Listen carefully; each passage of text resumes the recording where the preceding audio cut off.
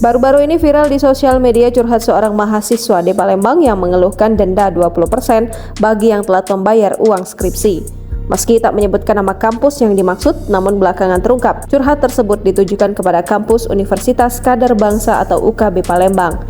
Melalui kuasa hukumnya, pihak UKB Palembang juga sudah angkat bicara terkait curhat mahasiswa yang kini viral.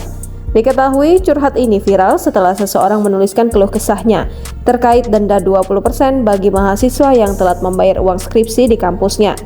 Dia curhat di akun @minakcurhat. Curhat itu kemudian banyak mendapat perhatian netizen. Menanggapi beredarnya curhatan mahasiswa Universitas Kadar Bangsa di sosial media Instagram, beberapa hari yang lalu atas denda keterlambatan skripsi, pihak kampus angkat bicara melalui pengacaranya, Titis Rahmawati. Menurut Titis, pemberlakuan sanksi denda atas keterlambatan pembayaran uang bimbingan skripsi sudah menjadi kebijakan kampus.